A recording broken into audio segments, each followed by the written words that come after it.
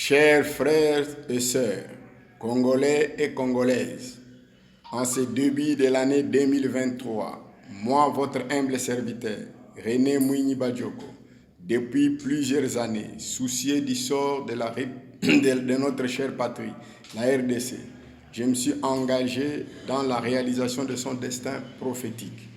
Je suis initiateur et coordonnateur national de l'ASBEL Mission prophétique de la République démocratique du Congo, la RDC en mission, MPC ASBEL en abrégé, mais aussi cofondateur et coordonnateur national de la plateforme ouvrier du plan de Dieu sur la RDC, OPD RDC en sigle. Je m'acquitte une fois de plus du devoir de lancer publiquement au peuple congolais en général et au chef de l'État en particulier l'ultime appel pour la convocation par lui de la conférence prophétique nationale qui est la voie que Dieu indique pour sortir notre pays de la crise et lui éviter les blocages de tout le système étatique dans notre pays. Du fait de ces blocages, le chef de l'État, Félix Antoine Tshisekedi Tshilombo, risque de quitter le navire avec tout son équipage avant même l'organisation des élections prévues en décembre 2023, selon le calendrier de la CENI.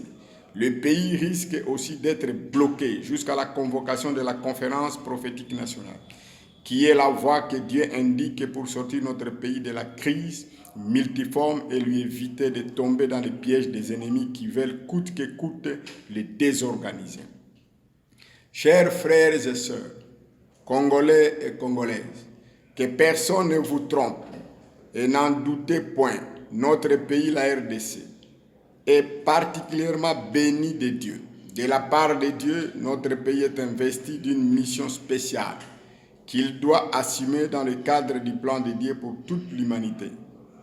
Si vous lisez la Bible, Deutéronome 32, 19, 21, Ésaïe 18, 1 à 3 et 7, Sophonie 3, 9 à 10, Matthieu 21, 43, Romains 19, 21, en effet, la RDC est la nation deuxième-née de Dieu dans le monde. Après Israël, est la nation première-née de Dieu en Afrique. Cette filiation divine est assortie d'une mission impérative que la RDC est appelée à accomplir. C'est maintenant, en cette année 2023, que nous, fils et filles de Dieu, des nationalités congolaises, avons l'obligation de nous employer pour assumer cette lourde responsabilité. Mais les forces du mal, visibles et invisibles, ainsi que l'ignorance de notre destin prophétique par certains de nos leaders religieux et politiques, nous empêchent d'amener notre nation à réaliser son destin prophétique. Cela se fait notamment à travers l'effusion du sang des innocents suite aux tueries qui n'en finissent point, les conflits politiques qui nuisent à la cohésion nationale, les pillages et l'exploitation illégale de nos ressources naturelles, l'abandon de la jeunesse à son triste sort pour en faire une jeunesse désœuvrée et dépravée afin qu'elle ne sache pas défendre la nation en assumant valablement la relève de la vieille génération. Tout ce qui précède est ordonné et organisé sciemment pour empêcher la RDC de se redresser. Alors, pour dégager la RDC du piège de l'ennemi dans lequel elle est prise, le Seigneur convoque la nation à une réunion solennelle pour faire connaître au peuple congolais,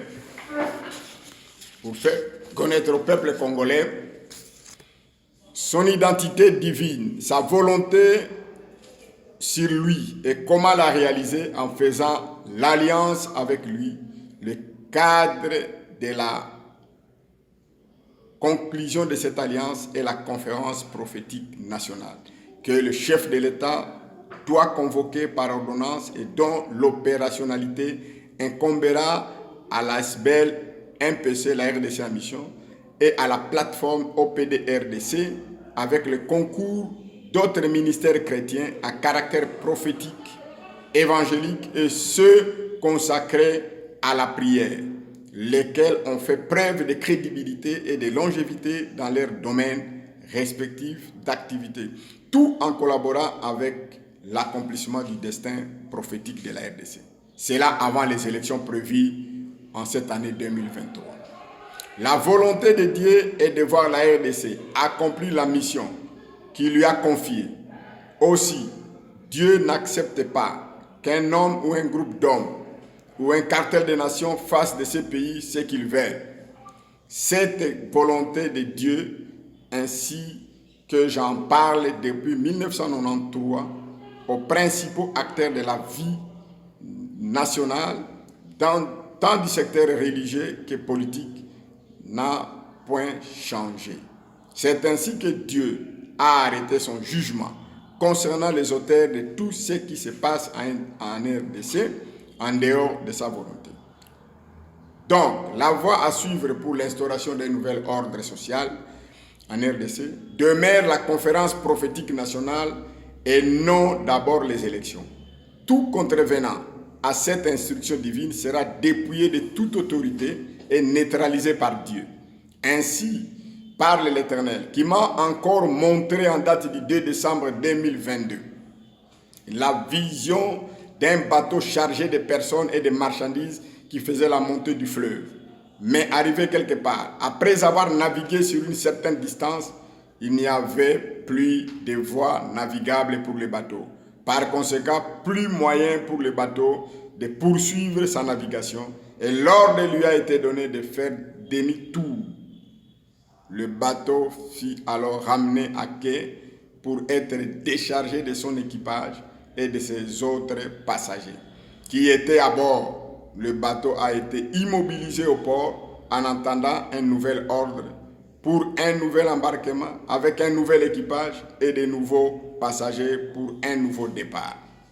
Le Seigneur a mis un système de contrôle pour tous ceux qui étaient à bord du bateau, ramenés à quai. Ainsi, en sortant du bateau, chaque passager, sans exception, avait l'obligation de présenter les billets lui donnant le droit d'accès à bord.